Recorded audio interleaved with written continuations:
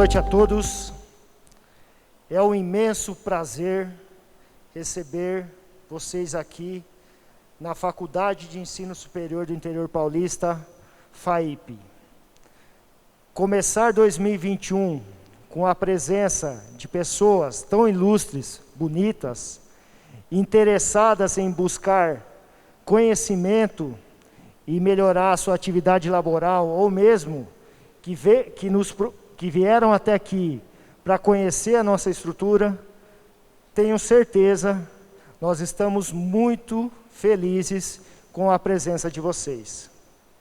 Em nome dos mantenedores do Grupo FAEF, eu queria desejar a vocês uma excelente noite de aprendizado e que vocês aproveitem ao máximo todo o conhecimento que será ofertado a vocês nessas horas. E eu também gostaria de agradecer a todos que se interessaram, se inscreveram e vão participar de todas as edições desse curso de primeiros socorros. Por que eu disse todas as edições? Que respeitando a orientação dos poderes, principalmente municipais, nós decidimos dividir o número de inscritos, que foram mais de 300 inscritos, o que mostra o interesse pelo assunto e o interesse pela instituição, em grupos de 30 a 40 pessoas. E vocês foram privilegiados na abertura desse curso. Então, a FAIP, desde que começou a pandemia, não parou. Investiu na segurança dos funcionários, investiu na segurança dos nossos alunos, e vocês vão ter uma amostra disso aqui, como está disponibilizado e disposto onde vocês estão sentados e como será levada esse curso. Então, estão disponíveis para vocês totens com álcool em gel. Pedimos para que todos vocês permaneçam de máscara, e nós também, durante todo o curso. Mantemos a distância ideal entre vocês para a realização desse curso, mas o investimento principal da instituição é que todos os ambientes dessa faculdade são ozonizados. Pesquisas recentes mostram a eficácia do ozônio, não só para o vírus corona, mas para todos os vírus existentes em nosso ar. E aqui onde vocês estão, que é o Salão Nobre da FAIP, esse ambiente foi ozonizado hoje de manhã, o que garante uma maior segurança para a gente realizar o curso aqui com vocês. Então, todas as medidas e precauções de segurança são tomadas e vocês vão perceber ao longo dessa noite. As próximas edições, nós entraremos em contato com as pessoas que se inscreveram, tá? Então, se vocês conhecerem mais alguém que fez a inscrição e não está presente hoje, vai ser dada a oportunidade, que é um prazer para nós, que todos tenham essa informação. Que a gente sabe aqui que temos profissionais da saúde ou interessados em cursos da saúde, mas também sabemos que temos pessoas que pretendem seguir outra profissão. Porque essa informação ela é de fundamental importância para que todos tenham. A decisão de se manter uma vida, ela vai partir muito do conhecimento que vocês vão adquirir hoje com o professor Jonas e a professora Tabata. E todo o curso de extensão, a seriedade que a instituição FAIP, né, vocês viram aí no vídeo institucional quem somos, né? A FAIP é a filha caçula do grupo, tem a FAIT Itapeva, a FAEF em Garça e a Edu Vale, que é a avó, lá no Mato Grosso. Essa instituição, ela sempre tratou com seriedade os seus eventos. E esse evento, uma atividade de extensão, nós sempre gostamos de fazer uma abertura e respeitando o país onde a gente vive, cantando o hino nacional. Então, gostaria de pedir a todos que fiquem em pé para ouvirmos o hino nacional e, por protocolo da Presidência da República, eu peço que não aplaudamos ao final.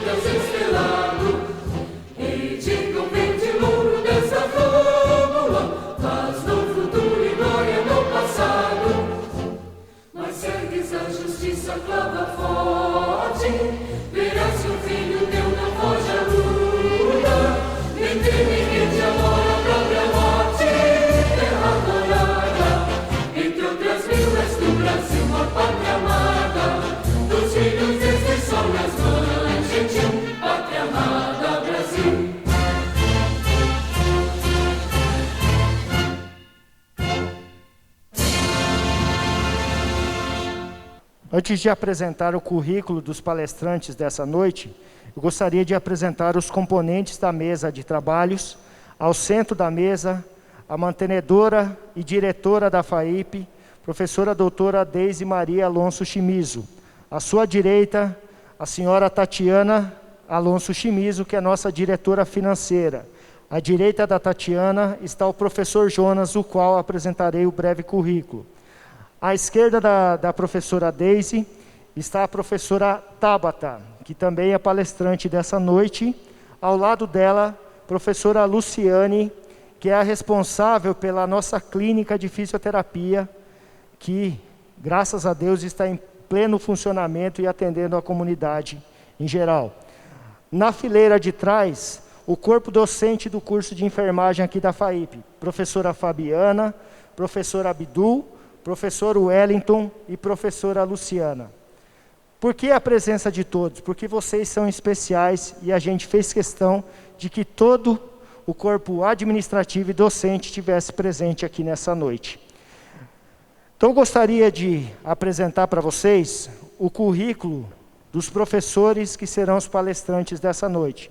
O professor Jonas, ele trabalha no HC de Marília, o Hospital das Clínicas, há 10 anos.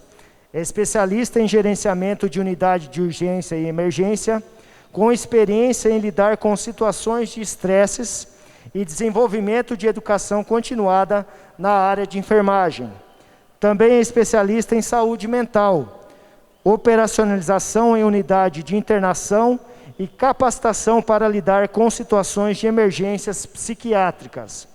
A professora Tabata é professora na pós-graduação da FAIP, enfermeira intensivista na UTI da Santa Casa de Marília. É pós-graduada pelo INDEP, Instituto de Ensino, Capacitação e Pós-Graduação. Para fazer a abertura e desejar boas-vindas a vocês, eu gostaria de passar a palavra agora à diretora da FAIP, professora doutora Deise Maria Alonso Chimizo. Boa noite a todos. Eu sou a professora Deise, pedagoga de formação, mestre e doutora em educação, e estou aqui para dar as boas-vindas a vocês à FAIP, a Faculdade do Interior Paulista, que é a faculdade caçula do Grupo FAEF. E a minha fala com vocês aqui hoje, além de recepcioná-los, é dizer que nós estamos fazendo essa atividade com todo o protocolo de uma atividade de utilidade pública. Isso que nós estamos fazendo aqui é uma utilidade pública. E nós vamos fazer durante um longo período com outras turmas, que não vocês, e quem sabe até com vocês novamente, porque nós achamos que esse é um momento nacional de trabalharmos esse assunto com toda a população.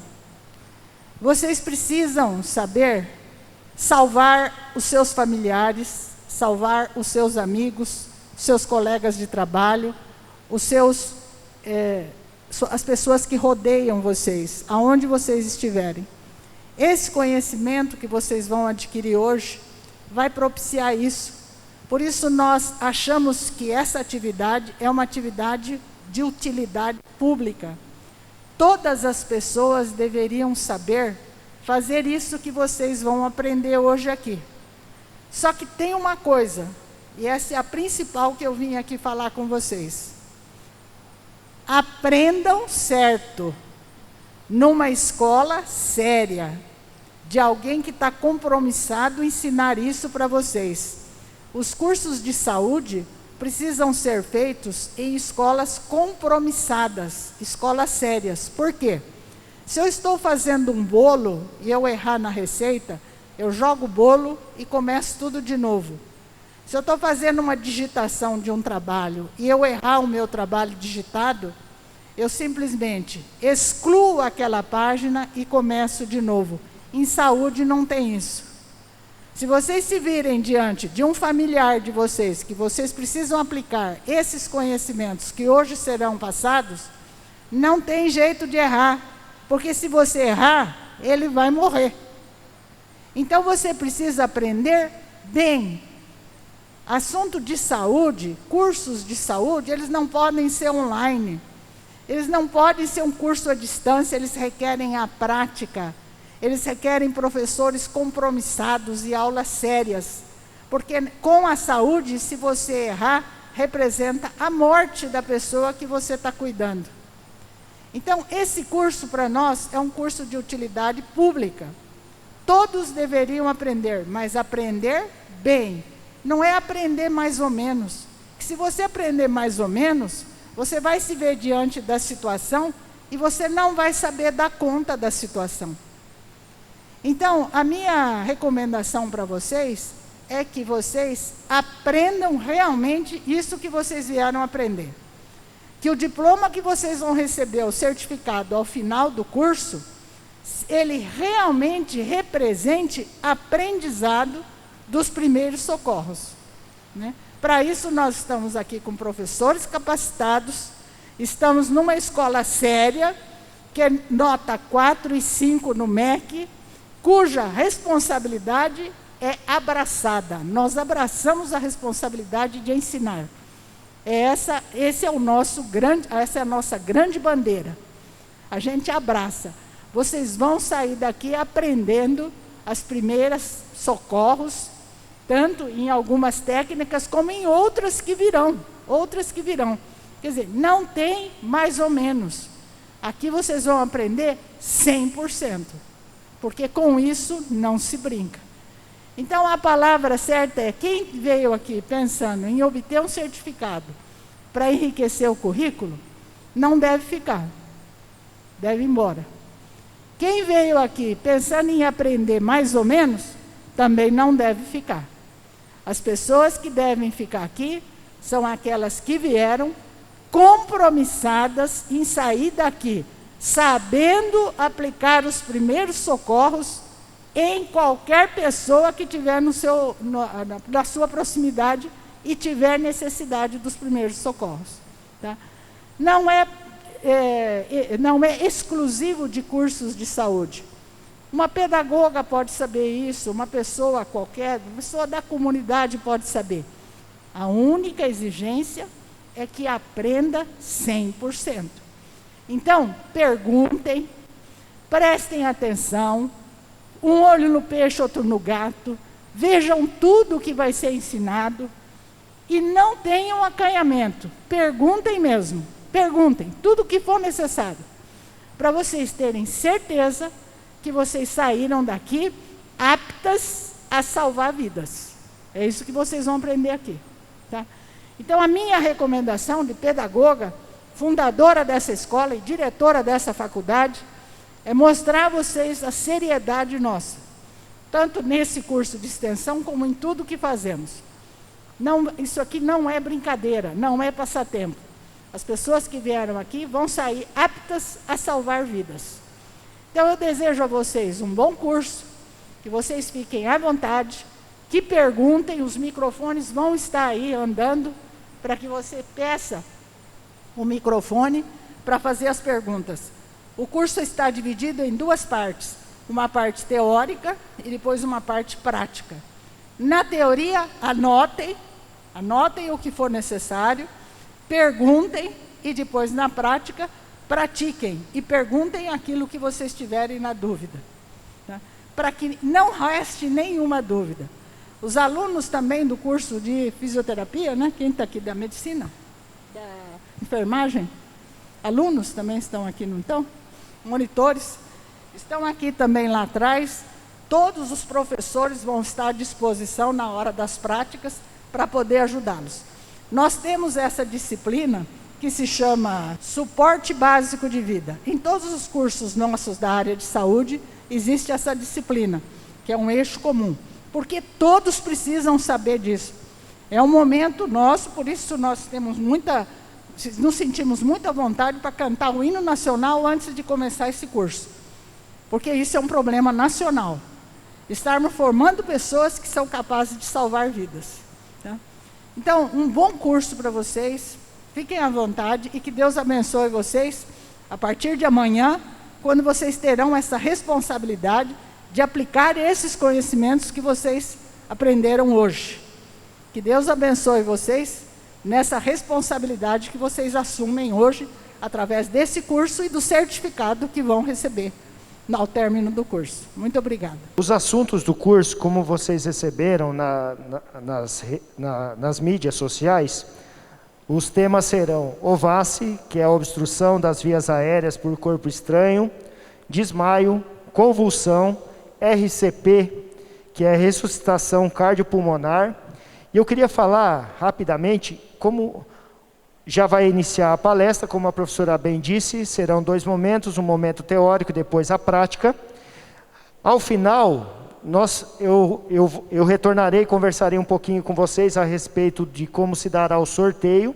Eu tenho aqui os brindes, né, que foram prometidos, o esfigmo e o esteto, que será de excelente uso para quem for trabalhar na área da saúde, como também a camiseta, tá? São os brindes que foram anunciados. Lógico que o sorteio ocorrerá ao final da última edição, onde teremos todos os participantes do evento. Após essa conversa, nós iremos, junto com todos aqui, até a cantina da instituição, onde será servido um delicioso coffee break para vocês. E ao final do coffee break, nós nos posicionaremos na saída na verdade, a entrada, né, da instituição, para a entrega dos certificados para vocês que participaram dessa noite. Ok? Então agora eu gostaria de passar a palavra aos palestrantes dessa noite, professor Jonas e professora Tabata. Uma excelente palestra para vocês e que todos aproveitem ao máximo. Bom, pessoal, boa noite. É um prazer imenso estar com vocês. Paulinho já fez a apresentação, né? Aqui eu conheço alguns rostinhos que estão aqui, a gente já conhece, já é da área há algum tempo, né? Eu quero dizer que vocês sejam muito bem-vindos nesta noite para o nosso curso. E assim como a professora Daisy trouxe para nós, vocês podem perguntar. Eu acho que hoje é o dia que vocês vieram aqui para aprender realmente. E nós queremos passar um pouco da nossa experiência para vocês. Tanto eu quanto a professora Tabata, nós dividimos, né, o nosso curso. Eu vou fazer a primeira parte e a professora Tabata fará a segunda. O nosso curso está dividido então em duas partes, como a professora já falou, mencionou. Nós temos aí uma parte teórica, da qual nós estaremos conversando, interagindo, né? Eu até gostaria que vocês fizessem pergunta, não tem problema, tá? Pode levantar a mão e a gente vai interagindo no decorrer aí da nossa palestra. No segundo momento, pessoal, nós vamos fazer as nossas práticas, né? Nós vamos fazer as manobras de RCP, né? A professora Tabata vai trazer essa aula para vocês e nós vamos posicionar os nossos bonecos aqui na lateral. E cada um de vocês vai poder manipular sim esse dorso, tá? Nós vamos estar aprendendo. Aqueles que não tiveram contato ainda com essa aula, né, que não tiveram contato com essa peça ainda, hoje vocês vão ter aí o prazer de fazer essa manipulação. Eu quero apresentar para vocês os nossos monitores. Fiquem em pé, os nossos monitores, né? Estão lá atrás. Eles são alunos do curso de enfermagem, pessoal. E hoje estão aqui com a gente, né, nos auxiliando. Nós temos a Anaele, o Fábio e a Bárbara. Muito obrigado pela presença de vocês. Eles vão estar nos auxiliando aí nas nossas práticas. Uma outra coisa, pessoal, nós temos também o nosso laboratório de semiologia e práticas de enfermagem aqui ao lado. A professora Fabiana, ela vai ficar responsável então de estar mostrando, né, aqueles que quiserem conhecer esse laboratório. Vocês podem ficar à vontade enquanto vão fazendo a manipulação. Vocês podem ficar à vontade para irem conhecer os nossos laboratórios juntamente com os nossos monitores, né? Pessoal, é um prazer estar aqui com vocês. Por que é um prazer? Primeiro porque essa instituição tem sido a nossa porta, tem sido a abertura para que a gente pudesse trazer para vocês esse conhecimento.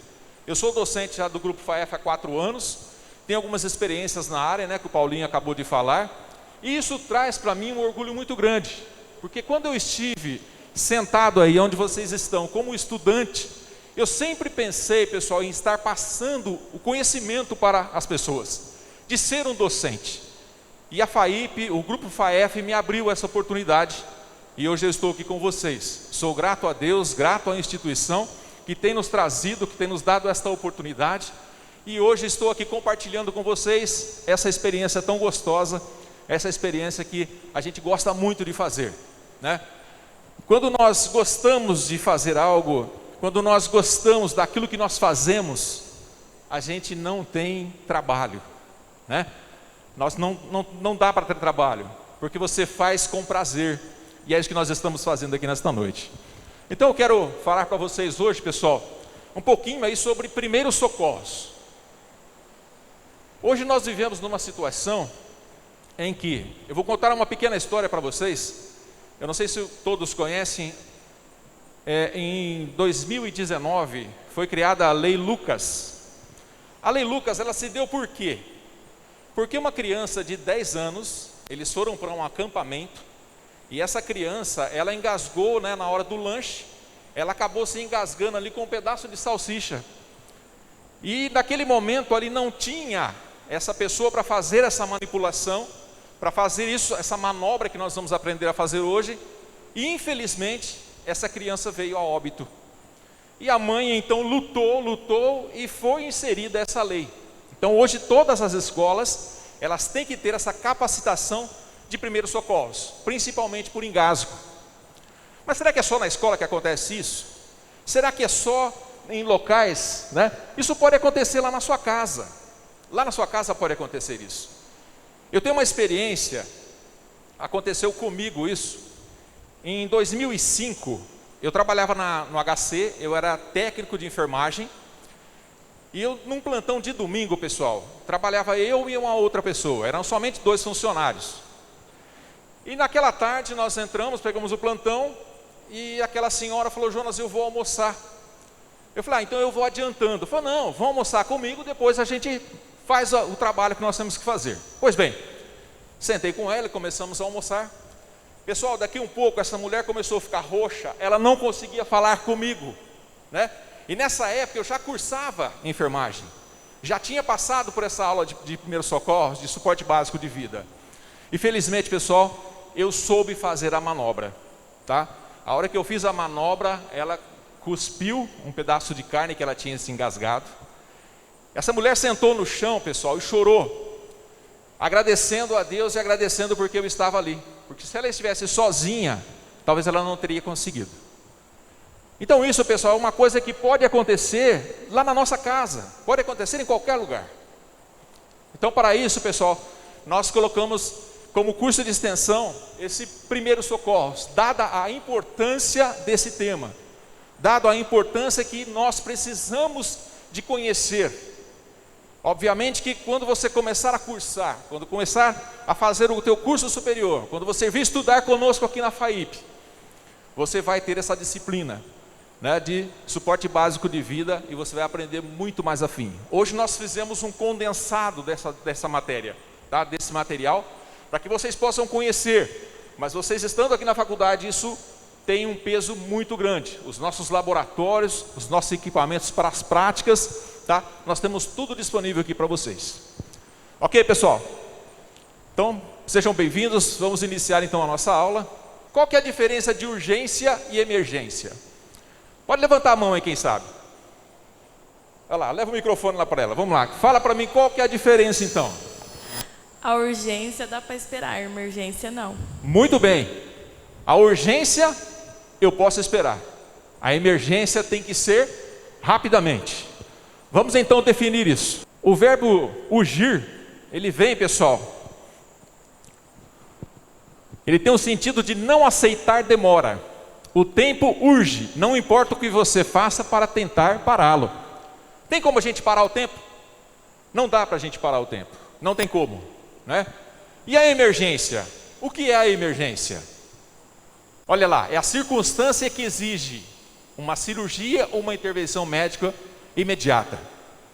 O camarada chegou no pronto-socorro sangrando após um trauma. É uma urgência ou uma emergência? Uma emergência, isso mesmo. Uma emergência por quê? Nós temos que entrar, né? Esse paciente ele tem que ser encaminhado, porque ele pode ter aí um sangramento considerável e pode então ter aí um choque hipovolêmico, ok? Primeiro socorros, pessoal, é o tratamento imediato ou provisório, tá? Então é isso que nós estamos falando. Se essa situação acontece na sua residência, acontece no local onde você está, o que nós vamos fazer? Nós vamos ter um tratamento ali rápido, né, prestado à vítima, ou a enfermidade imprevista. Pode acontecer um imprevisto, não é isso? O importante, pessoal, é nós acionarmos o socorro especializado. Nunca queira ser herói. Nunca queira ser herói. Ah, eu sei, eu vou fazer. Imediatamente, pessoal, enquanto nós estamos atendendo essa vítima, a outra pessoa já está chamando o socorro, né? Já está chamando aí o serviço de urgência, tá? Não vamos ser heróis.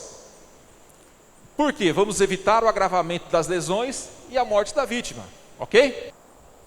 Então, para a gente ter o sumário nosso hoje, do nosso trabalho, né? Nós vamos falar um pouquinho sobre OVACI, a avaliação primária, a avaliação secundária, convulsão, desmaio, RCP, né, que a Tabata vai estar falando com vocês, e depois nós teremos então a aula prática.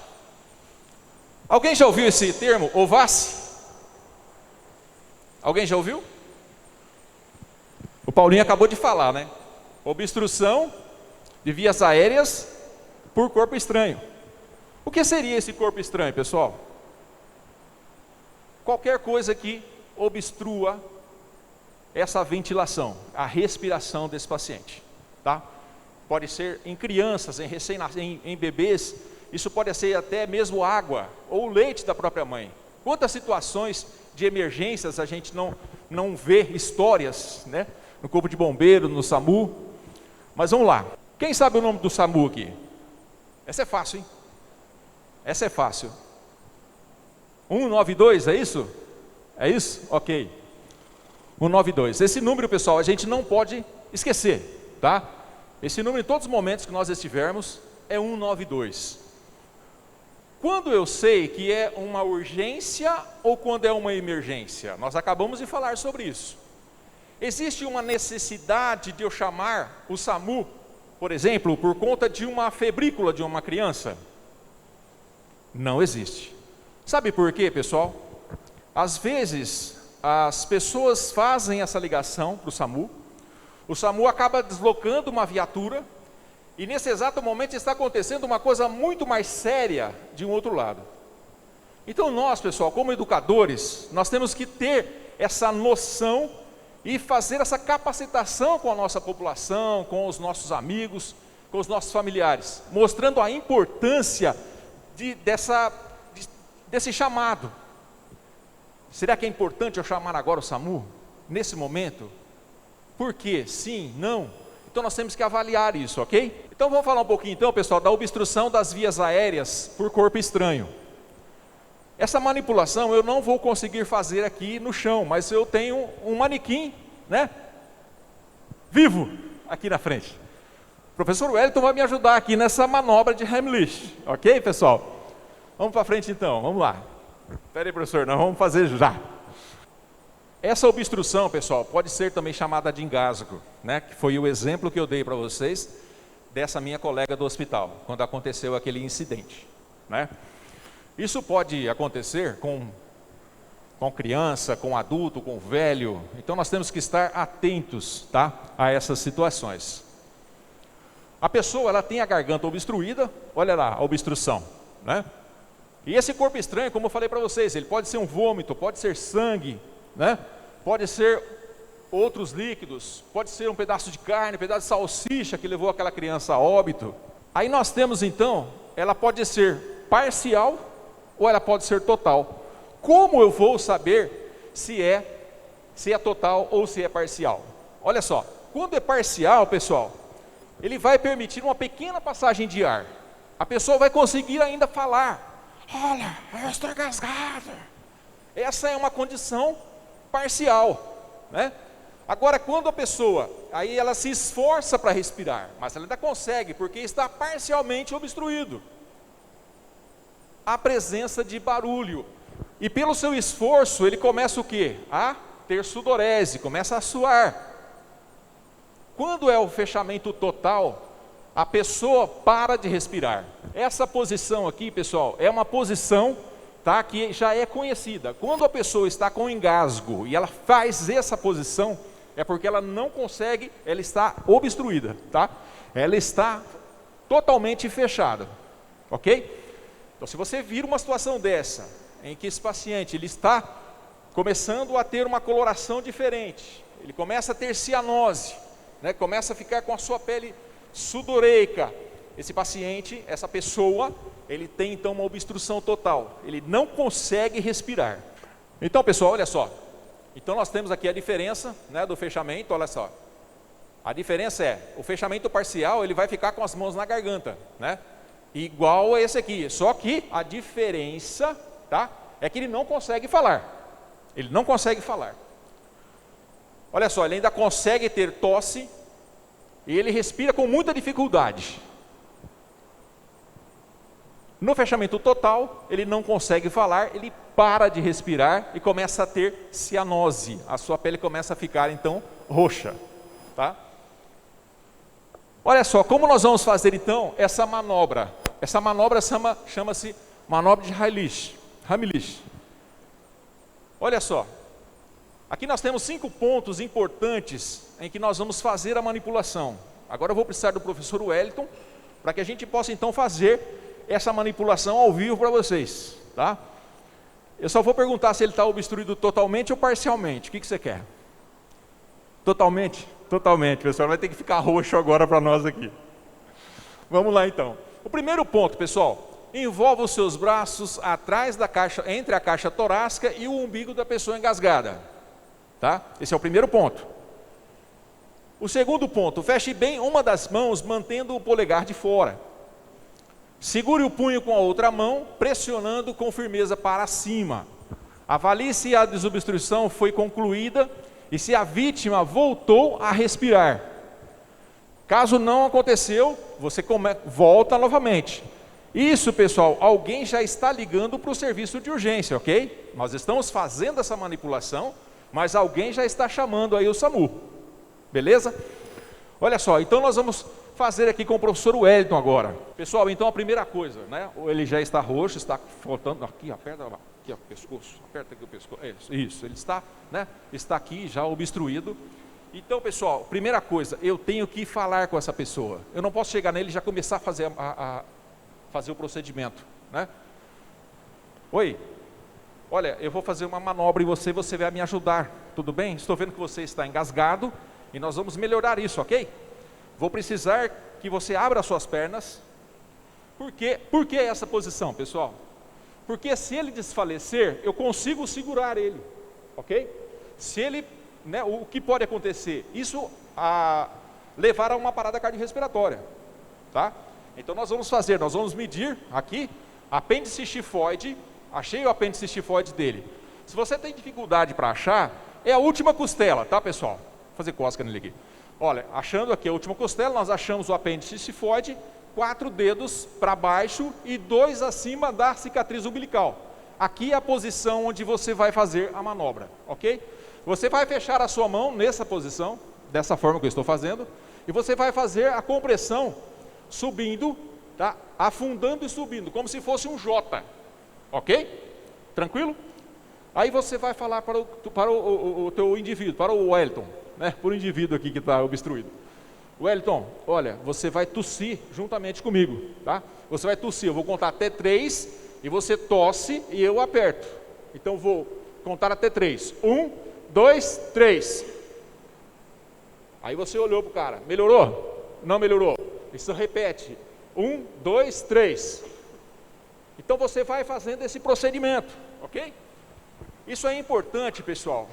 Vamos dizer que o nosso Wellington não conseguiu desobstruir, tá? Eu já tinha pedido para o Paulinho ligar para o SAMU. O Paulinho está ligando para o SAMU. Mas de repente ele desfalece, tá? E aí quando ele está nessa posição, eu consigo levá-lo até o chão, ok? Eu consigo fazer com que ele deite, tá? E já inicio a RCP, ok? Isso para preservar o que, pessoal? Preservar a oxigenação cerebral. Nós sabemos que a nossa oxigenação cerebral, em 3 minutos, ela já começa a morrer as células. Isso aí não tem volta, né? Não tem como regenerar. Então, esse é um minuto de ouro, pessoal. O tempo é ouro nesse momento de primeiros socorros, de urgência e emergência. Então, nós temos que nos atentar para isso. Tudo bem? Alguma pergunta, pessoal? Se o paciente é um paciente idoso e acamado, ele engasga, como que faz? Do paciente idoso. Idoso e acamado. Tá acamado. Acamado. É. Você vai fazer a mesma manipulação, tá? Você vai tentar, ele está deitado, ok? Você vai deitar ele, tentar erguer um pouco mais, colocar o travesseiro para baixo, para que ele possa ficar mais baixo, tá? Quando você aperta, você vai fazer essa mesma manipulação. É a mesma manobra, ok? Não é apertar com a mão. Você vai fazer essa manipulação. Se ele estiver consciente, você vai pedir para ele tossir. Isso vai ajudar com que faça essa expila, né, esse engasgo, ok? O que mais?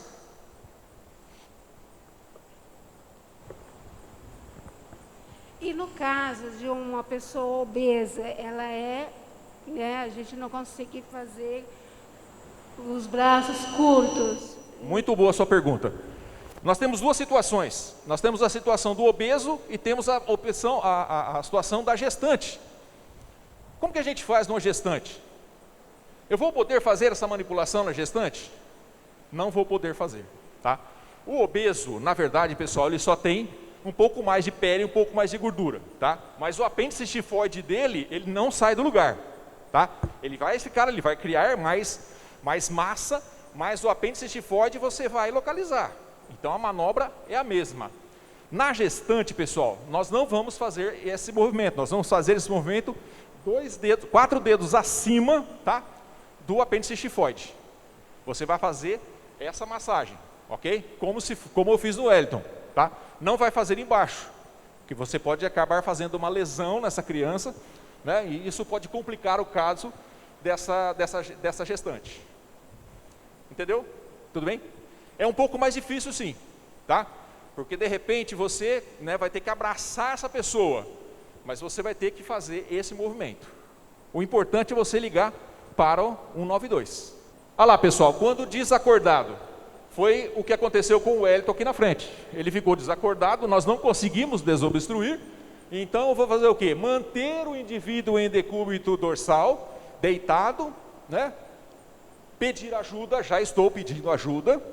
E aqui, olha, iniciar a compressão de 30 para 2 de boa qualidade. O que seria essa boa qualidade? Alguém pode me falar ou não? Sem parar. Sem parar. O que mais? No tempo certo. No tempo certo. Isso. Quando nós falamos de... A professora Tabata vai falar melhor sobre isso. Mas quando nós falamos de compressão de boa qualidade, pessoal, nós temos a altura certa para fazer essa massagem. Não adianta só eu ficar massageando, ela tem que ser de boa qualidade, tá? Para que o nosso coração, o que é? O nosso coração é a bomba. O objetivo da massagem cardíaca é o quê? É fazer com que haja uma circulação, e essa circulação, ela chegue ao cérebro, tá? Para que nós não percamos aí nenhuma célula. Tudo bem? A professora Tabata vai falar melhor para vocês, senão eu vou pegar a aula dela, gente, né? Olha só, então, vimos lá então que está desacordado. Agora sim, respondendo, né, a pergunta sua. Olha só, crianças menores de 1 ano. Quem é a mãe aqui? Bastante mãe aqui, né? Já engasgou criança com vocês com leite? Nunca? Parabéns para vocês, mamães. Já, tem uma aqui, ó. Conta para nós como que foi essa experiência dessa criança engasgada com leite. Ela estava mamando, engasgou, ficou roxa, não conseguia respirar. Aí eu entrei em desespero. Primeira coisa, entrar em desespero é o que acontece. Essa mãe, obviamente, né, pessoal, entra em desespero, não tem como. Mas vamos lá então, pessoal. Olha só, eu trouxe aqui o meu boneco. A professora Luciana vai me ajudar agora, pessoal, a fazer essa manipulação. A professora Luciana é socorrista, é professora nossa também, tá? Do grupo FAEF. Vem cá, Lu. A professora então vai demonstrar para nós agora como que nós fazemos com esse bebê para desengasgar. A mamãe estava lá, dando leite, dando de mamar, e essa criança teve um engasgo, tá? E ela estava desesperada, como a mamãe ficou ali. Vamos lá, Luciano, fazer então essa manipulação. Posso estar falando? Pode. Bom, primeiramente, pessoal, eu peço assim, uma coisa que é inevitável. Mantenha calma nessa hora, tá? A criança, ela vai estar apresentando cianose, que é o que o professor Jonas falou. Ela vai estar se apresentando com a pele azulada, e o bebê, às vezes, ele pode estar tentando ter o estímulo da tosse, ou não, tá? Então, é de suma importância. O bebê, independente da idade dele, 28 dias, acima de 28 dias, até 1 ano, ele não vai virar e falar assim, mamãe, eu engasguei. A mãe vai observar durante a mamada. A criança, ela pode também estar brincando num canto da parede e vir a colocar um objeto sólido na boca. Pode ser um grão de amendoim, pode ser um brinquedinho de pequeno porte, e ela pode vir o quê? A vir a apresentar uma obstrução parcial ou total da via aérea. Aqui no caso, a gente tem uma criança com menos de 1 ano. Então, a indicação é, vire o bebê de costas com a cabeça mais baixa que o tronco. Se você estiver sentada ou estiver em pé, você vai estar colocando a criança apoiada no seu antebraço, tá? 5 tapinhas nas costas entre os ombros. Eu não sou canhota, sou destra. Vem essa mão para cá. Gente, não é com dó. Quem tem dó não salva vidas. No auge do meu desespero, eu vou gritar, marido, vizinha, quem estiver perto, ligue 192. É a primeira coisa que você vai tentar captar isso. Uma hora pode alguém adentrar a porta da tua casa, uma hora você pode estar num shopping, não é? Você pode estar num restaurante, você pode estar em qualquer lugar, numa praça de alimentação. E a mãe, a primeira coisa que ela faz, nunca é prestar o primeiro socorro para a criança. Ela vem e entrega a criança na sua mão. Desculpa, Gra. Eu e a Gra trabalhamos juntas, não era intenção de te matar, tá, Gra? Então eu vou fazer o quê? Eu vou estar colocando a minha falange distal na boquinha da criança. Com isso daqui eu não vou introduzir o meu dedo total, tá? Não vou estar introduzindo a falange total. Eu vou estar fazendo a abertura da boca da criança. Com o intuito do quê? Se for leite, escorra. Se for um objeto sólido, saia. Ele está o quê? Com a cabecinha virada para baixo, com a minha mão fechada. São o quê? 5 tapas com a mão espalmada. Gente, não é isso aqui não, tá? É, ó. Não precisa ter força, é técnica. Não é porque eu vou pegar um professor de um porte do nosso colega com um professor, né, que a força vai diferenciar. A técnica será a mesma. A criança está aqui. Eu venho 5 vezes. Segundo passo, vire o bebê de frente e veja se teve o quê? Êxito com essa manobra. No chão, a criança estava com objeto sólido, caiu. Leite está escorrendo pela narina da criança ou pela boca. Ela está voltando a ter uma coloração. Surtiu resultado isso? Ou ela continua cianótica azulada? Volto novamente, vou o quê? Mais uma vez, 5 tapinhas nas costas. Ainda engasgada? Não resolveu, o SAMU não chegou. E vou fazendo isso, gente, até que eu consiga desengasgar a criança. A respeito de engasgo, pessoal, o que nós tínhamos para trazer para vocês era isso. Alguém quer fazer mais alguma pergunta? Pois não? Se eu estiver sozinha, qual que é o procedimento? Se você estiver sozinha, você vai começar a fazer as manobras. E aí você vai gritar. Você precisa chamar a atenção de alguém para que possam fazer uma ligação para o SAMU. Mas o importante é você fazer essa manobra.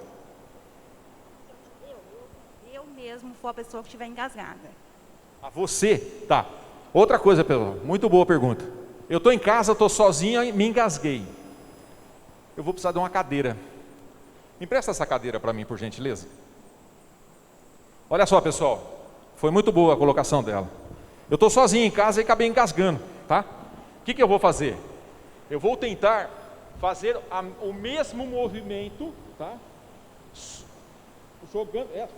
Forçando essa parte, tá? Para cima, ok? Na cadeira. Você quer ver? Você é mais baixo que eu. Ele é mais baixo que eu, gente, fica melhor. Tá, aqui ó, na boca do estômago aqui embaixo, vai. Olha lá, vai. Aí. Tá vendo, ó? Ele vai fazer esse movimento. Esse movimento tá como se nós estivéssemos forçando o abdômen. Entendeu?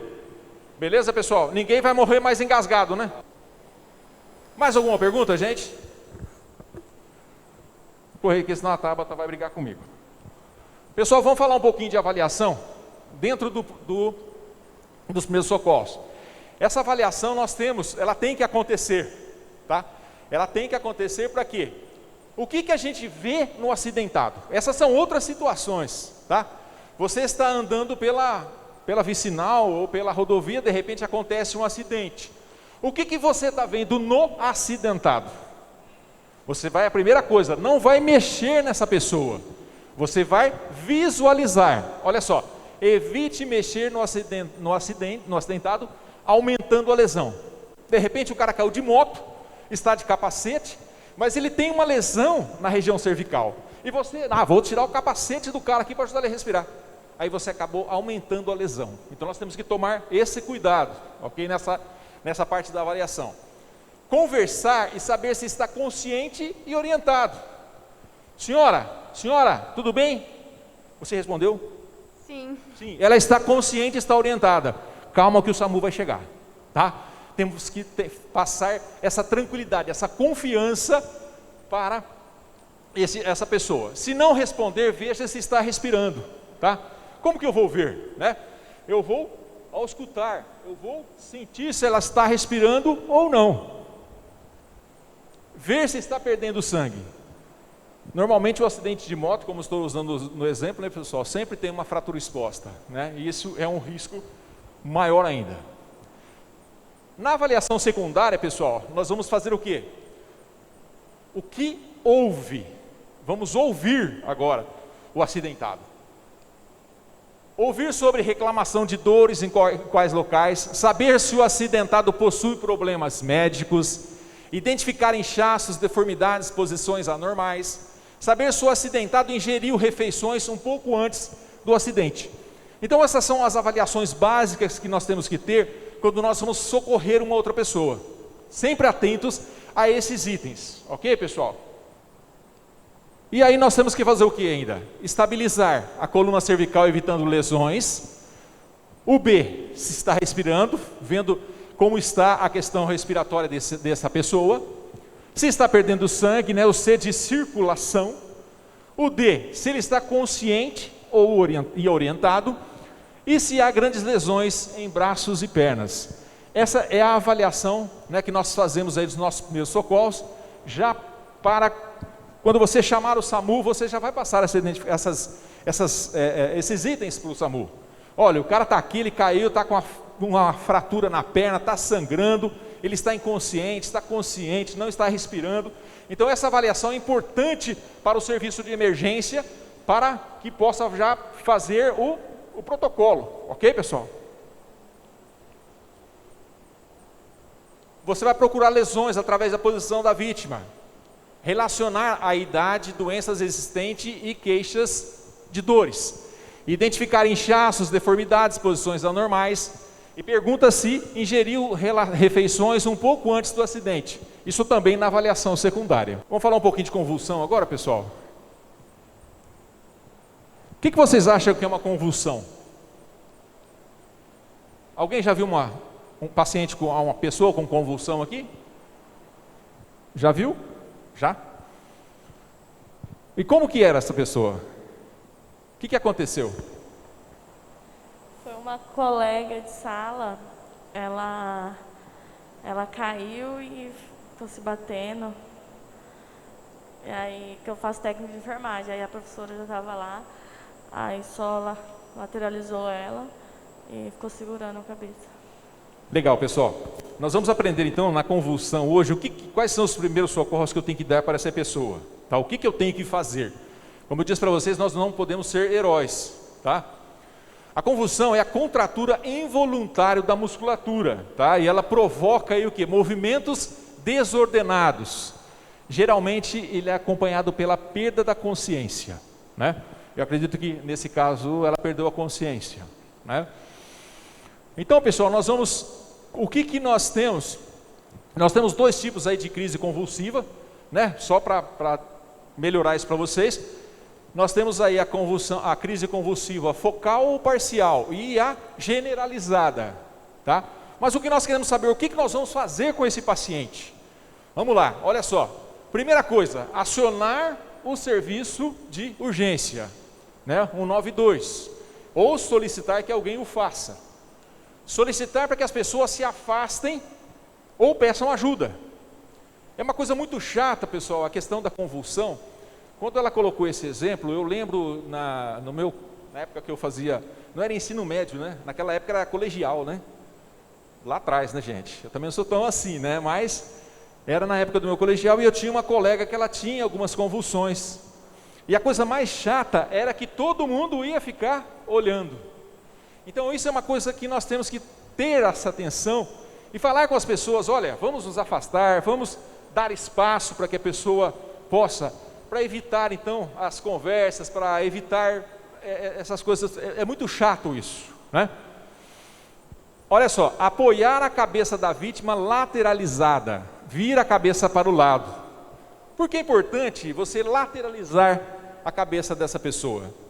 Porque normalmente ela vai começar então aí a ter salivar, ou ela pode aí começar, essa saliva, pessoal, ela pode acabar deglutindo e causando aí uma pneumonia aspirativa ou um próprio engasgo com isso.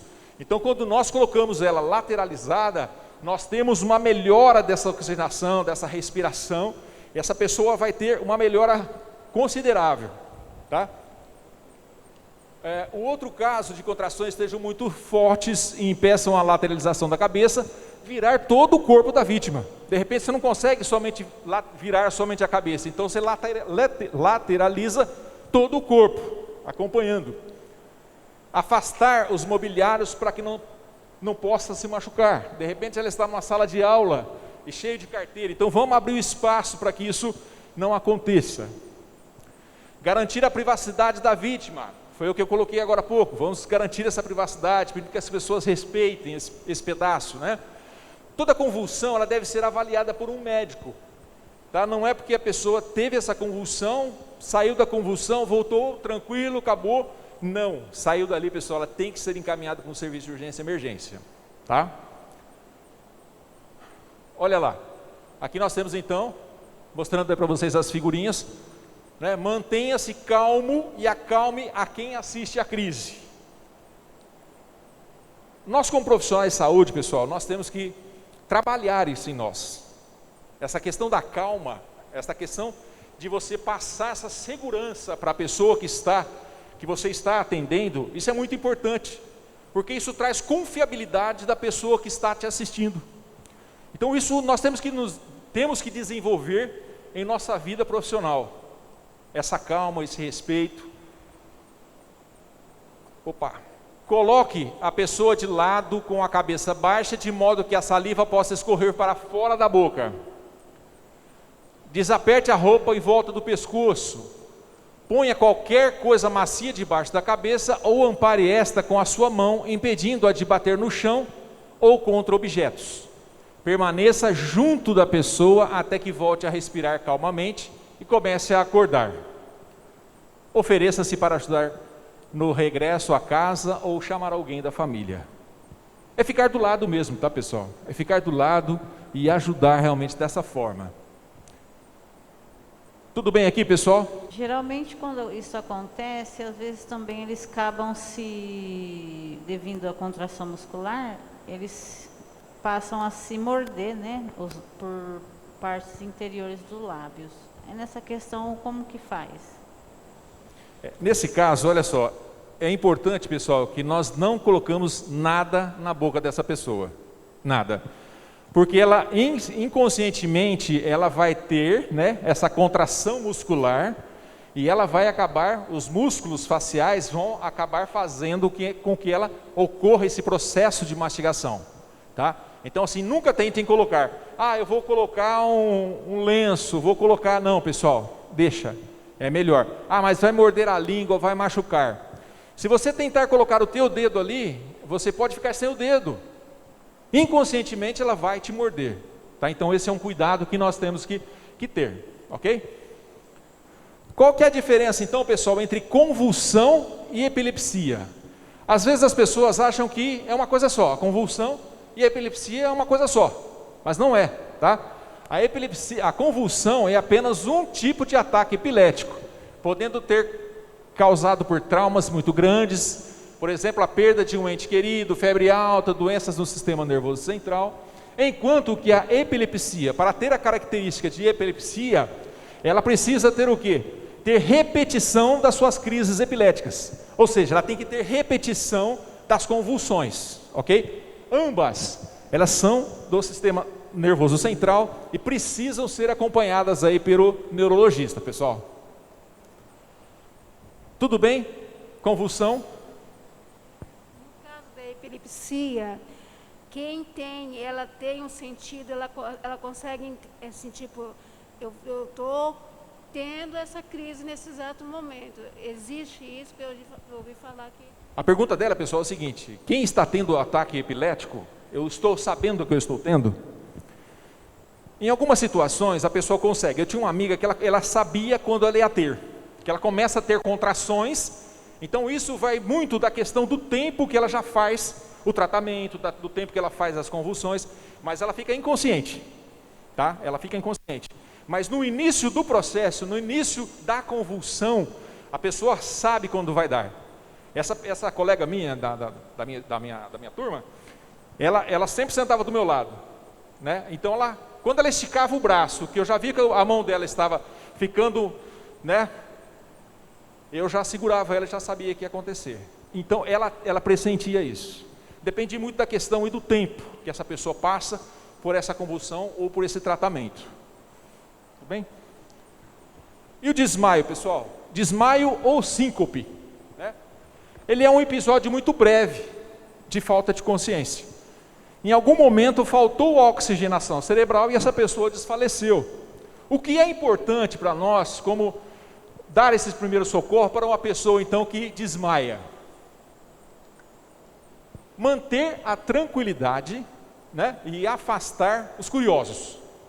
Curiosos tem bastante, né? Vem de monte, saber o que está acontecendo.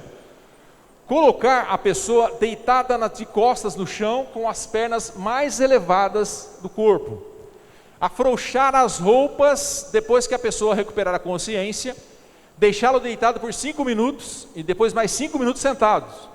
Pois no caso ele pode levantar, pessoal, e ter, né, passar mal. Ele pode ocorrer um novo desmaio. E depois encaminhar essa pessoa para o pronto-socorro. Professor Wellington, vamos fazer então aqui. O professor Wellington desmaiou lá na sala de aula. Ele estava dando aula lá, pessoal, e acabou desmaiando. Ele ficou muito, né, teve um trauma grande, primeiro dia de aula, né? E ele acabou desmaiando. Vem cá, professor.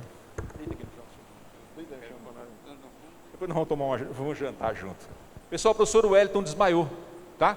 O que nós vamos fazer? Estica as pernas. Estica as pernas. Nós vamos fazer isso aqui, ó. Levantar. Por quê, pessoal? Quando eu faço esse movimento aqui, o que acontece? A circulação, ela está sendo maior na região craniana. Ele está tendo, então, Pode subir, pode levantar. Já melhorou. Isso, olha lá.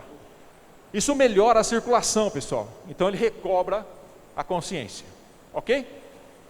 Tudo bem, pessoal?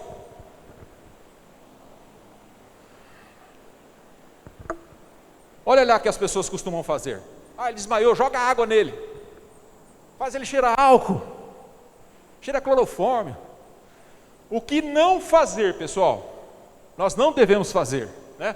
Olha lá, ó, não jogar água, não esfregar os pulsos com álcool, não oferecer álcool ou amoníaco para cheirar, não sacudir a vítima, não tentar dar água ou outro líquido enquanto o escolar ou o indivíduo estiver inconsciente. Não colocar sal na boca e não tentar acordar o indivíduo com tapas no rosto. A gente não pode fazer isso, viu, pessoal? A manobra que nós temos que fazer com essa pessoa que desmaiou é aquela que eu fiz com o professor Wellington. Tudo bem? Você não viu? Pessoal, a manobra que eu fiz com o professor Wellington, o que é? Você vai erguer os membros inferiores, ok? Erguer os membros inferiores, segura por uns 10 minutos, tá? E desce devagar. Essa pessoa vai recobrar aí a consciência, porque vai ter uma melhor circulação sanguínea, ok? As posições, então, que nós devemos deixar essa pessoa em segurança, tá? Olha só. Pega aqui, dobra o braço dele, né? Figura 2, nessa figura. E depois eu vou rodar ele e deixar nessa posição aqui embaixo. Isso aqui é para garantir, pessoal, tá? A segurança desse indivíduo. Mais alguma pergunta, gente? Alguém quer mais alguma pergunta? Aí eu vou passar o microfone agora para a professora Tabata. Ela vai falar para nós um pouquinho, então, de atendimento à parada cardiorrespiratória e suporte básico de vida. Tudo bem? Pessoal, qualquer dúvida, eu fico à disposição. Depois da nossa teoria, nós vamos ter a prática, nós vamos estar por aqui ainda. Vocês podem me procurar, ok? Muito obrigado pela atenção de todos, pessoal. Pessoal, boa noite. Então, como o Paulinho já começou introduzindo, eu sou a professora Tabata. Eu tenho experiência no cuidado com o paciente grave de quase 11 anos já, que é praticamente todo o tempo da minha formação. Tá? Além de ser especialista pelo INDEP, eu sou especialista em urgência e emergência pela Faculdade de Medicina de Marília. Então, aqui na FAMEMA, eu fiz um curso que durou 2 anos, só de especialização. E esse curso foi um curso muito rico, porque eu consegui ter uma noção e aprender de fato como atender esse paciente grave, tanto na UTI quanto no pronto-socorro. Depois disso eu comecei a trabalhar em UTI, fiz cobertura no pronto-socorro do HC e tudo mais. Então, durante todo esse tempo, eu dediquei minha vida profissional como enfermeira assistencial para poder cuidar desse tipo de paciente e atender os diversos tipos de urgência. Aqui comigo a gente vai falar sobre RCP, ressuscitação cardiopulmonar. O que envolve a ressuscitação cardiopulmonar? Primeiro, para a gente fazer uma RCP, o coração tem que estar parado, né? O que faz um coração parar? Existem diversas causas que fazem acontecer a parada do coração. Todas as causas que o professor Jonas abordou aqui são possíveis de provocar a parada do coração. Outras causas: falta de oxigênio, quantidade de acidez no sangue provocada por diversas doenças, né? Tem desequilíbrio de potássio no sangue, que é um eletrólito importante no funcionamento cardíaco. Então, na hora ali da urgência, o que a gente vai fazer? Da emergência, o que a gente vai fazer? A gente não vai ficar pensando o que fez esse coração parar, a gente vai agir. O socorrista, ele tem que agir, ele não pode ter medo, tá? Vai dar um nervosinho na hora? Vai. A mão vai tremer? Vai, mas a gente vai com a mão tremendo mesmo assim. Eu tenho 11 anos de experiência, até hoje quando eu vou auxiliar o médico numa intubação, a minha mão treme. A diferença é que isso não me paralisa, porque eu sei o que eu tenho que fazer ali. E é o que vocês vão fazer a partir de agora. Vocês vão tremer, vai ficar nervoso, né? Vai dar uma balançada na hora, mas vocês vão saber o que fazer. E façam, gente, façam. Não deixem de fazer.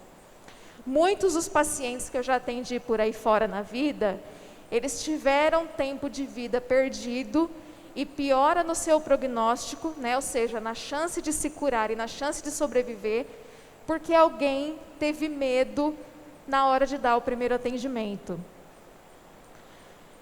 A gente fala muito assim, chama o SAMU, chama o bombeiro, né? A gente tem que chamar, mas até o SAMU chegar, até o bombeiro chegar, existe um tempo que é precioso demais para essa pessoa. Ela não pode ficar ali parada sem assistência. Então, a partir de agora, todo mundo que está aqui dentro desse salão, quando encontrar uma pessoa com sinais de RCP, tem por obrigação iniciar a ressuscitação, tá bom? Então, essa aula ela foi baseada nas diretrizes da American Heart Association.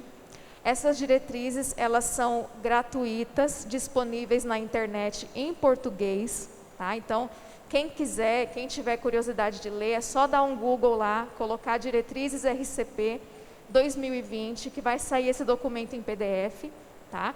E existem os documentos anteriores também. Eu aconselho vocês a darem mais importância para os documentos a partir de 2015, que são as diretrizes mais recentes, tá bom? Só para vocês entenderem como funciona essa questão, a American Heart Association é um grupo de pesquisadores que se reúnem para poder estudar a questão tanto da ressuscitação cardiopulmonar, quanto a questão de outras emergências, como o AVC, por exemplo. Tá? Então, a cada 5 anos, esses estudiosos publicam um documento com as atualizações, e essas atualizações elas são seguidas no mundo inteiro, inclusive aqui no Brasil. Tá bom? Então, quem tiver curiosidade, quem quiser aprender um pouco mais sobre a parte teórica da RCP, eu aconselho dar uma lida nesse documento. Tá bom? E olha só que dado importante a gente traz aqui. Apesar dos avanços recentes, menos de 40% dos adultos recebem RCP iniciada por leigos. e menos de 12% tem um DEA aplicado antes da chegada do serviço médico de emergência. Hoje o DEA, infelizmente, a gente ainda não tem disponível para todo mundo. O DEA é o desfibrilador externo automático. Eu vou mostrar para vocês o que é, como funciona e tudo mais.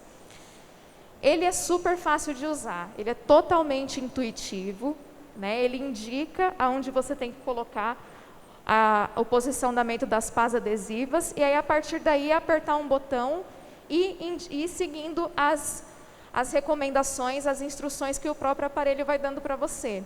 Gente, isso salva vidas. Isso salva vidas. O fato de eu não ter um DEA disponível significa que eu posso abrir mão da RCP? Não. Todo paciente em PCR, que é parada cardiorrespiratória, tem que ser reanimado imediatamente. Então, essa aqui é a cadeia de sobrevivência da American Heart Association. A gente tem ali em cima a cadeia de sobrevivência intra-hospitalar e essa que está circulada, que é a extra-hospitalar, que é a que interessa para nós aqui hoje. Tá? Então, basicamente, o que a gente tem que fazer? Acionar o serviço médico de emergência o quanto antes, iniciar as compressões com qualidade, realizar a desfibrilação, encaminhar esse paciente para o hospital assim que ele tiver a sua circulação restabelecida, tá? E aí no hospital ele vai ter os cuidados pós-parada realizados, porque o paciente para, a gente reanima, reanimou, voltou o coração, eu não largo ele lá, eu tenho uma série de procedimentos que eu faço depois, para que esse paciente não venha sofrer uma parada novamente, tá bom? Mas isso é feito no hospital, no serviço de emergência, lá dentro da UTI, isso não é uma coisa que a gente, enquanto socorrista, vai se preocupar agora, tá bom? Então, tem algumas considerações que a gente precisa ter em mente para poder reanimar uma pessoa. Então, a primeira coisa, a avaliação inicial, ela tem que ser feita em até 10 segundos. O que é essa avaliação inicial? O que eu preciso avaliar para realmente identificar que o meu paciente está em parada cardiorrespiratória? Primeiro ponto, um paciente que está em parada cardiorrespiratória, ele está o quê? Inconsciente. Então, ele vai estar desmaiado. Você vai olhar, você vai ver uma pessoa desmaiada. Qual que é a diferença de uma pessoa que está de fato desmaiada e uma pessoa que está em parada cardiorrespiratória? Alguém consegue me dizer?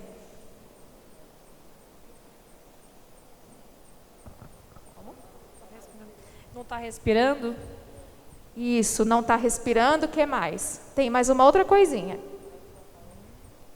Então, ela não tem pulso, né? Quando você avalia o paciente que está inconsciente, o que vai diferenciar ele de um simples desmaio para uma parada cardiorrespiratória é a ausência de respiração e a ausência de pulso. Onde eu verifico isso? Como que eu verifico isso? No adulto, eu preciso verificar no pulso carotídeo, que é esse pulso que a gente sente aqui, ó, no pescoço. Então, todo mundo vai sentir o pulso carotídeo agora. Não é difícil de achar, tá, gente? Isso tem que ser muito rápido. A gente tem aqui, ó, palpando o nosso pescoço, todo mundo pode palpar seu pescoço agora.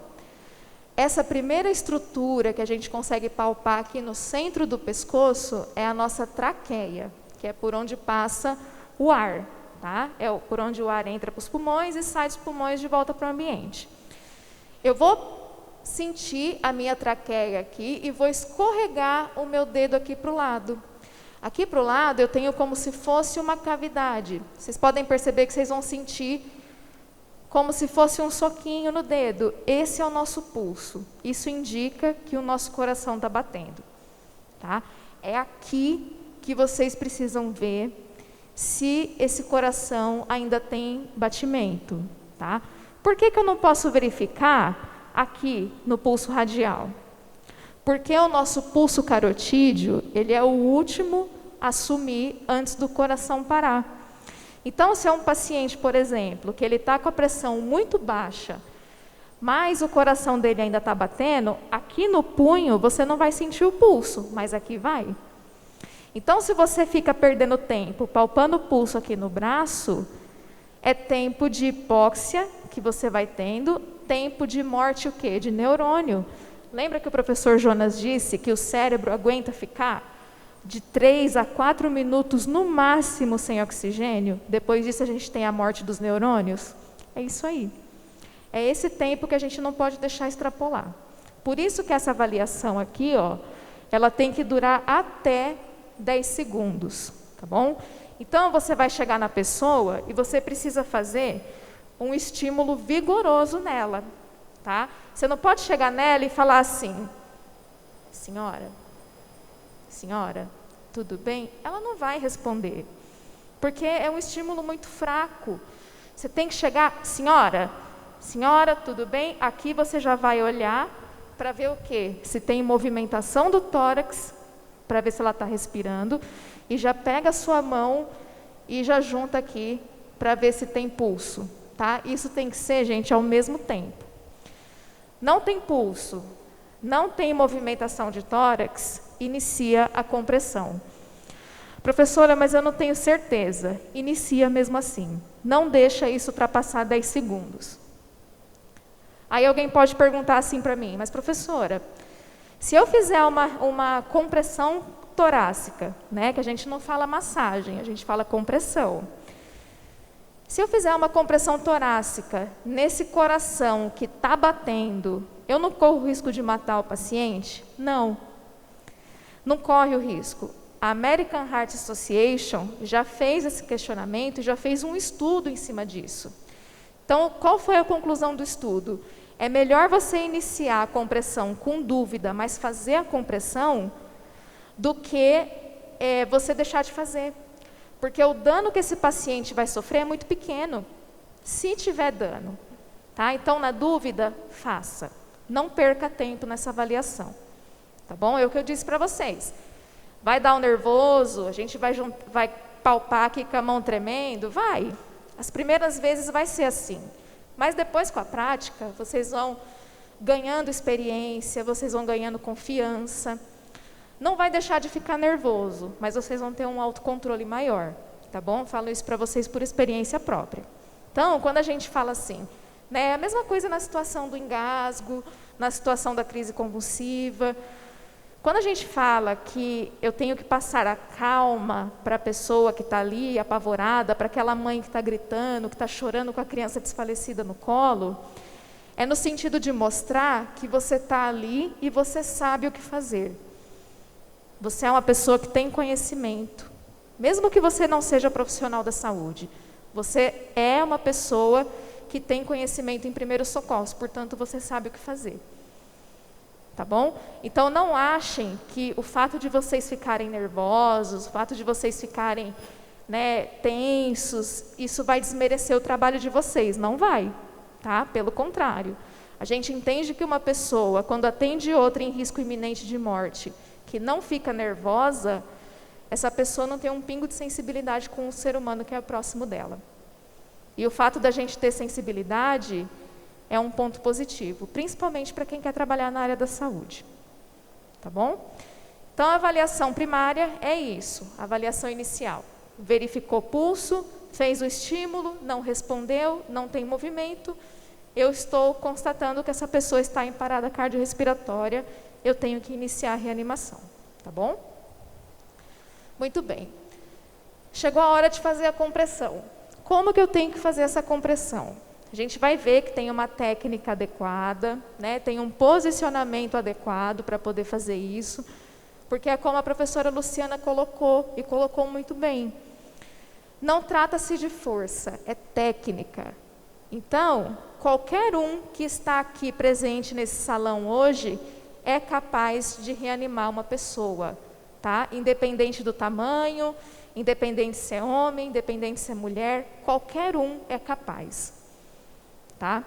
Ou fazendo a técnica certinho, qualquer um consegue. Então, além de obedecer o posicionamento, né, o posicionamento que você tem que ter em relação à pessoa, o posicionamento dos braços, da mão e tudo mais, você precisa garantir que você vai fazer, no mínimo, de 100 a 120 compressões por minuto.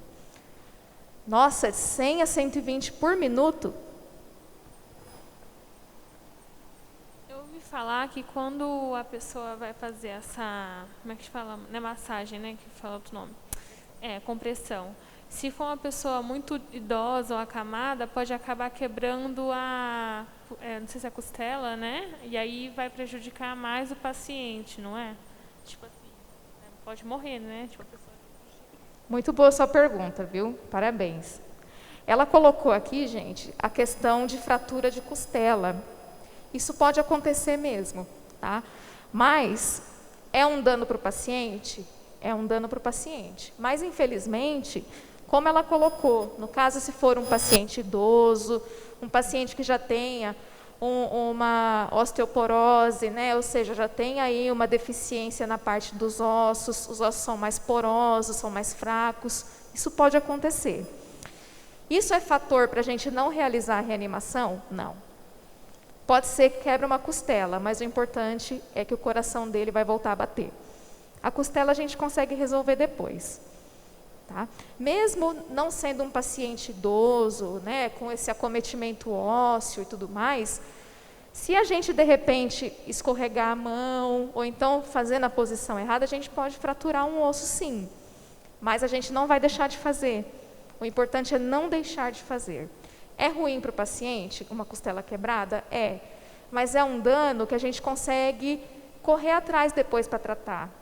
A parada do coração não, ela é uma emergência absoluta, ela precisa de intervenção ali na hora, ou é isso ou é a morte, tá bom? Então aqui, ó, compressões torácicas de no mínimo 100 a 120 compressões por minuto. Então, isso quer dizer o quê? Que eu preciso fazer uma compressão relativamente rápida, porém rápida, com um ritmo adequado. Tá? Eu não posso deixar essa compressão com um ritmo desordenado e permitindo o retorno total do tórax após cada compressão. Tá? Então, eu comprimi, deixei o tórax retornar. Comprimi, deixei o tórax retornar. Por quê? Qual que é a função, gente, da compressão torácica? É fazer a função de bomba do coração. Existem estudos que dizem que quando a gente faz a compressão da maneira mais correta possível, a gente só consegue atingir 10% do trabalho que o coração faria normalmente. Então, olha só como é grave essa questão. Se a gente, de repente, não faz uma compressão de qualidade, é um trabalho que está sendo praticamente jogado no lixo. Né? Porque fazendo o correto, a gente só consegue atingir 10% dessa eficácia. Né? E o objetivo é qual? É manter realmente a circulação cerebral. É priorizar o funcionamento do nosso órgão mais nobre, que é o cérebro. Tá? Ventilar adequadamente o paciente. Essa aqui é uma questão mais polêmica. Por quê? Antigamente, falava-se muito da respiração boca a boca. Né? Eu não sei... O pessoal aqui que é um pouco mais velho, que ouvia falar tipo, de primeiros socorros, é porque tem que fazer a respiração boca a boca e depois começar a compressão. Hoje em dia, pessoal, respiração boca a boca não é indicado, tá? Por quê?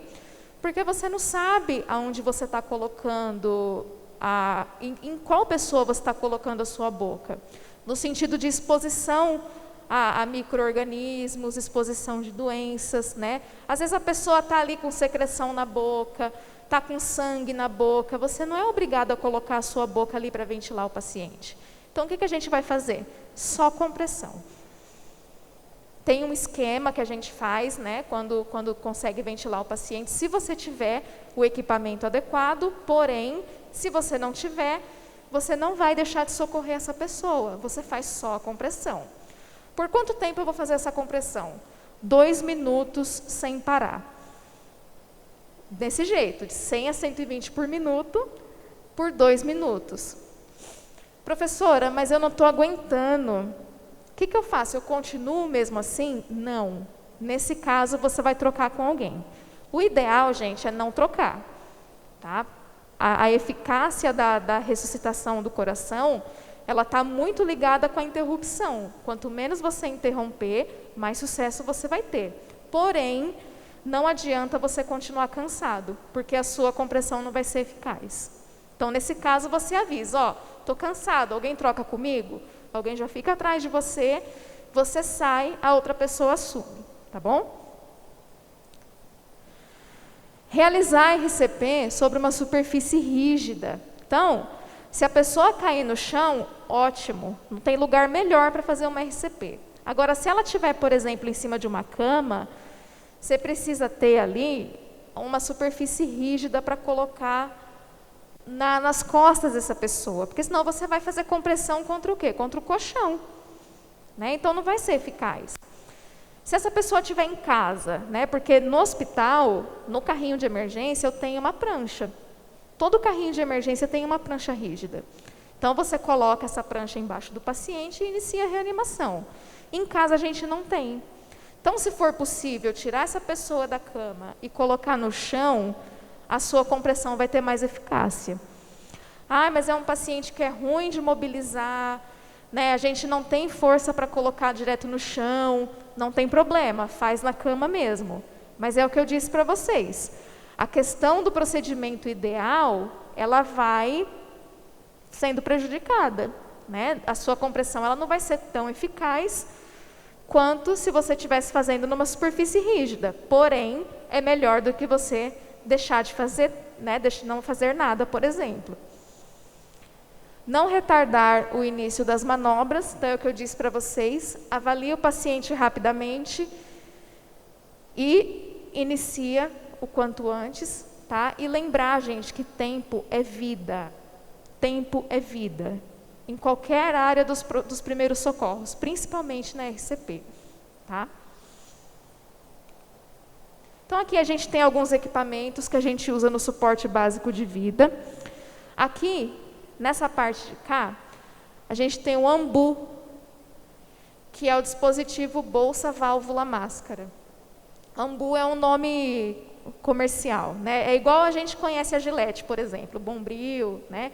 Esse é o AMBU, mas vocês vão encontrar descritos como dispositivo bolsa, válvula, máscara. Esse dispositivo, ele é muito importante. Qualquer pessoa, né, que tenha um conhecimento mínimo, como vocês vão sair daqui hoje, consegue manusear um AMBU corretamente. A gente vai fazer a prática ali na estação. Então, eu quero que todos façam, tá? Eu quero que todos olhem o AMBU, posicionem o AMBU no boneco, ventilem, né, fixem a máscara no rosto do boneco adequadamente, para vocês terem realmente a noção de como fazer no paciente de verdade. Então, o AMBU a gente tem o tamanho adulto, a gente tem o tamanho pediátrico e o tamanho neonatal. E do lado de cá, a gente tem a cânula de Guedel, que é conhecida como cânula de Guedel, mas o nome dela é cânula orofaríngea. É um dispositivo também extremamente importante no suporte básico de vida, tá? É um dispositivo que você, enquanto profissional da saúde, enquanto enfermeiro, você tem que ter na sua unidade de internação, junto com o AMBU, independente de você estar dentro de uma UTI ou não, tá? Isso tem que ter. E ele é um dispositivo utilizado para poder posicionar a língua e deixar as vias aéreas livres, tá? Se a gente não tem esse dispositivo, a gente tem que estar lançando mão de algumas manobras para poder posicionar corretamente a língua do paciente. Senão ela vai tampar a passagem do ar e você vai ficar ali se matando para poder empurrar o ar para dentro do paciente e não vai conseguir, tá? Ele também tem vários tamanhos, ele tem a numeração, então o menorzinho é a numeração 1, aí vai 2, 3, 4, 5, e aí a gente tem aqui, ó, eu tenho aqui, por exemplo, uma cânula 3 e uma cânula 1, tá vendo? Ela é bem pequenininha. Qualquer paciente eu posso usar a cânula de Guedel, tá? Eu devo usar a cânula de Guedel. criança, adulto, adolescente, pré-escolar, idoso, gestante, obeso, todo mundo, tá?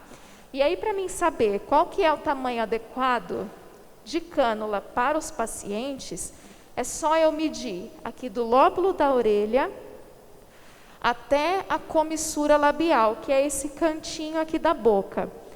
Como eu sei que essa cânula ela tem o tamanho adequado? Quando ela está preenchida nesse espaço corretamente. Não pode nem sobrar e nem faltar. Essa aqui, por exemplo, está pequena para mim, né? Mas talvez serve para uma criança maior, essa aqui para um bebezinho, né? Essa aqui serve. Não precisa ficar decorando o número. É só você pegar a cânula e medir do lóbulo da orelha até a comissura labial, que é o cantinho da boca aqui. Serviu? É essa cânula que você tem que colocar, tá? E aí, como coloca a cânula, a gente vai ver melhor na estação prática. Isso aqui, nos países de primeiro mundo, em qualquer lugar que seja passível de ter um aglomerado maior de pessoas, tem um dispositivo desse à disposição. Então, em shopping, estádio de futebol, né? Todos esses têm um DEA disponível. Aqui no Brasil, infelizmente, a gente ainda não tem, né? A gente torce que para um futuro mais próximo, a gente acaba aí seguindo essa tendência dos países mais desenvolvidos. Então, esse é um dispositivo que, como eu disse para vocês, qualquer um consegue usar facilmente, né? É só realmente seguir as instruções que estão no aparelho, que o aparelho vai falando para a gente. E é um dispositivo, gente, que salva vidas. Por quê? No adulto, mais de 70% das causas de parada do coração é por arritmia cardíaca. A arritmia cardíaca a gente resolve como? Com choque. Então é isso que o DEA vai fazer. Vou deixar de fazer a compressão, vou deixar de fazer a adrenalina? Não, vai fazer também. Mas tem que ter o choque, que é a desfibrilação, que é onde eu vou organizar a atividade cardíaca desse coração e ele vai voltar a bater de novo corretamente.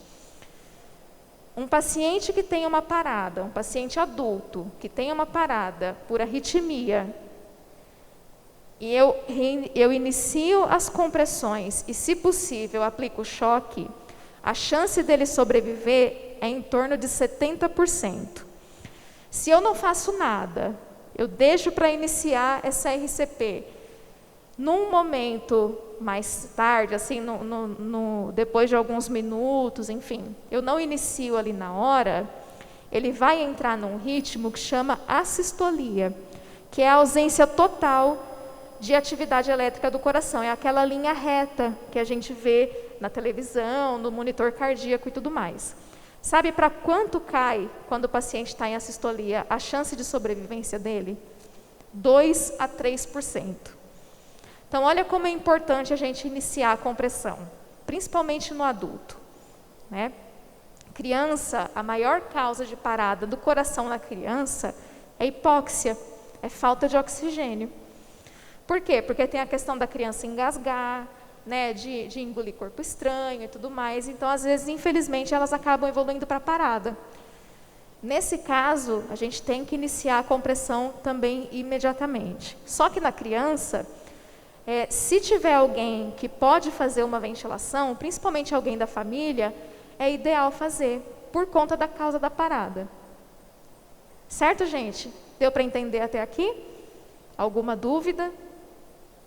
Então, vamos continuar. Então, aqui, ó, é a técnica da compressão, tá? Então, basicamente é você se ajoelhar ao lado da pessoa que você vai realizar a compressão, tá? Tem que deixar as costas retas, não pode ficar curvado, porque senão você vai perder a força e corre o risco de se machucar. Braços esticados e vai usar a base das mãos. O que é a base das mãos? É essa região aqui, ó, que é a região hipotenar da mão, tá? Ah, professor, eu preciso ficar lembrando esses nomes todos ali na hora? Não. Basta você saber que é essa parte da mão aqui que você precisa usar. Por que eu não posso usar a palma da mão? Porque você não consegue ter um apoio suficiente para poder jogar a força do seu corpo. Usando essa região aqui, obedecendo o ângulo dos braços, né? Os braços retos, as costas retas, você consegue garantir que você vai conseguir jogar o peso do seu corpo. Fazendo dessa forma, fica menos cansativo e você consegue pelo menos concluir um ciclo, tá? O ideal, gente, é que reveze mesmo, tá bom? Terminou um ciclo, já deixa alguém ali atrás, você sai, a pessoa entra e continua até a ambulância chegar, tá bom? Então é isso aqui que a gente vai treinar agora na estação prática, tá? Não fiquem preocupados em decorar o slide, nada, porque é muito prático. Por isso que eu quero que todos façam, tá bom? Coloquei aqui algumas figuras de criança. Por quê? Porque na criança o esquema é um pouquinho diferente, tá? No adulto, a gente vai usar o quê? As duas mãos. Na criança, a gente vai usar os dedos. Porque não tem como eu apoiar numa criança os meus dois braços e jogar a minha força, né? Para o corpo da criança, isso é demais. Então, na criança, eu vou usar os dois dedos ou os dois polegares, né? Como no caso dos neonatos, por exemplo. Tá vendo ali, ó, o ambu do neonato como é pequenininho? Tudo no neonato é diferente, né? E aí, como que é o esquema de compressão e ventilação? No adulto, 30 compressões para 2 ventilações. Se eu não tiver o ambu, né, e não for uma pessoa da minha família que eu tenha confiança de fazer a respiração boca a boca, 2 minutos de compressão sem parar. Deu 2 minutos, checo o pulso, não tem pulso, começo tudo de novo até o socorro chegar, tá? Na criança, se tiver 2 socorristas, 15 compressões para 2 ventilações. Se tiver sozinho, 30 compressões para 2 ventilações, tá? O que eu aconselho vocês aqui? Hoje, a focar mais no adulto, porque na criança é tudo muito peculiar, é tudo muito diferente. Então, aqui é só para ilustrar e para vocês saberem que na criança a técnica é diferente, né? Mas hoje a gente vai praticar como se fosse no adulto. Alguma dúvida até aqui? Então, gente, da minha parte, da parte de RCP, a parte teórica é essa, tá? O que eu aconselho vocês? A lerem sobre o assunto, tá? Busquem pelo assunto. Existem vários documentos na internet. Cuidado com a busca que vocês fazem na internet, tá? Verifiquem bem a fonte de onde vocês estão lendo essa informação. Infelizmente, não é de qualquer lugar que a gente pode confiar as informações que a gente lê, tá? E a oportunidade que vocês tiverem de poder praticar, pratiquem. Porque, infelizmente, o que a gente não pratica tende a cair no esquecimento. Então, a oportunidade que vocês tiverem, pratiquem. Uma boa oportunidade de fixar o aprendizado de vocês é ensinando. Então, hoje, vocês estão tendo conhecimento, agora vocês podem dividir esse conhecimento novo com todo mundo da família, com vizinhos, com amigos, tá bom? Vocês vão estar fazendo um serviço extremamente importante, né? Um serviço, como a professora Deise colocou, de utilidade pública mesmo, todo mundo tem que saber, e ao mesmo tempo vocês vão estar tendo a oportunidade de fixar esse conhecimento em vocês, certo? Pessoal, eu só queria deixar com vocês essa mensagem, a mensagem que eu gosto muito do Steve Jobs, que fala para nós o seguinte: seu trabalho vai preencher uma parte grande da sua vida, e a única maneira de ficar realmente satisfeito é fazer o que você acredita ser um ótimo trabalho. É a única maneira de fazer um excelente trabalho, é amar o que você faz. Então, se vocês estão aqui hoje, é porque realmente vocês amam o que vocês fazem, tá? Eu desejo toda a sorte do mundo para vocês, tá? Nós vamos nos organizarmos agora em relação à parte prática, tá? Nós já colocamos os bonecos aqui do lado. Eu só queria saber se tem alguém querendo ir ver o nosso laboratório, que aí a professora Fabiana já vai com um grupo lá ver o laboratório, e o outro grupo nós vamos dimensionar nos 5 dorsos que nós temos aqui. Alguém quer ir para o laboratório? Não? Quer? Então, professora Fabiana? A professora Fabiana e a Nayeli vai acompanhar vocês lá no laboratório.